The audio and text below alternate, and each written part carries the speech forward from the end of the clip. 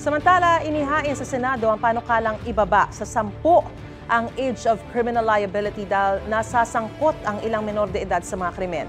Para sa Council for the Welfare of Children, dapat munang tugunan ang mga dahilan kung bakit nasasangkot sa krimen ang mga bata sa halip na ipakulong sila agad. May unang balita si Maki Pulido. Nitong Marso sa Parañaque, namatay sa saksak sa loob ng classroom ang isang babaeng grade 8 student. Kaklasing lalaki ang suspect. Pareho silang edad 14. Kamakailan ninakawan at tinadtad ng saksak ang isang babaeng edad 19 sa Tagum City. Nahuli na ang 4 na suspect kabilang ang 3 menor de edad. Sa datos ng PNP Women and Children Protection Center, sa unang 6 na buwan ng 2025, mahigit 2,200,000 ang mga kasong sangkot ang mga CICL o Children in Conflict with the Law.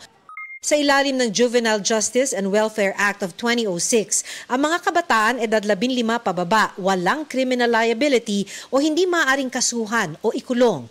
Sa ilalim naman ng Republic Act 10630, itinakda sa 15 to 17 years old ang discernment rule o pagkaunawa sa ginawa.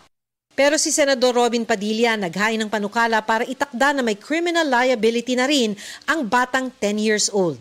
Ito'y kung sangkot ang bata sa heinous crime o karumal-dumal na krimen tulad ng pagpatay, rape, kidnapping, serious illegal detention kung saan pinatay o ginahasa ang biktima, robbery with homicide o rape, carnapping kung saan pinatay o ginahasa ang biktima at paglabag sa Comprehensive Dangerous Drugs Act. Paliwanag ng Council for the Welfare of Children, hindi totoong walang parusa ang mga batang sangkot sa mga karumal-dumal na krimen. Mandatory na ipapasok ang child in conflict with the law sa youth care facility o bahay pag-asa para matulungan ang kanyang rehabilitasyon, partikular sa edad 12 hanggang 15. Nasa batas din na sa kaso ng CICL, mamamagitan ang mga social worker ng DSWD. Dapat i-turn over sa kanilang mga magulang, kaanak o guardian at sasailalim sa community-based intervention program. Maliban na lang kung sa assessment ng social worker, kailangang dalhin ang bata sa isang youth care facility.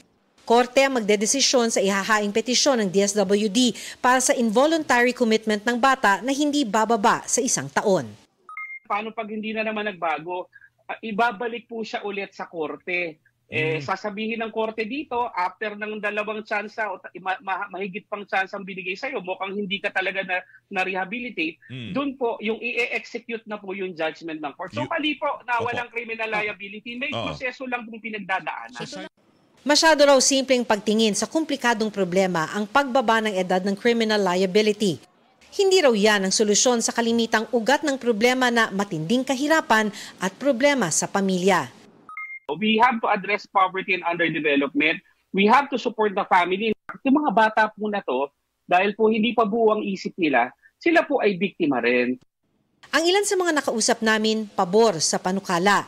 May isip po ng mga ibang kabataan na hindi na sila gagawa ng ganun kasi nakasuhan na nga. At saka mali din talaga yung mga gawain ganun. Matatakot na yung mga bata. Kasama magulang at saka yung bata ikakasuhan na rin. Sabi ng iba, sana may angkop lang na parusa dahil masyado pang murang edad na 10 taong gulang.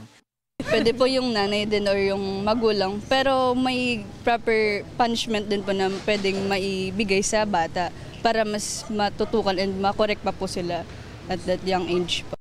Napapabayaan, kaya kung minsan po ang bata maagang naliligaw, alamin po muna kung ano po yung pinagdadaanan ng bata. Ito ang unang balita, Maki Pulido para sa GMA Integrated News. Sabi ng Kabataan Party List, wala namang epekto ang pagpapakulong sa mga bata kung mananatiling malaya ang mga anilay mastermind at bad influence. At kung umiiral ang krisis na anilay nagtutulak sa mga bata na gumawa ng krimen. Ang dapat daw tutukan ay nakabubuhay na sahod para sa bawat pamilya. Gayon din ang dekalidad at abot-kayang edukasyon ng mga bata para raw lumaki silang may pagmamahal sa bayan at sa kapwa Pilipino.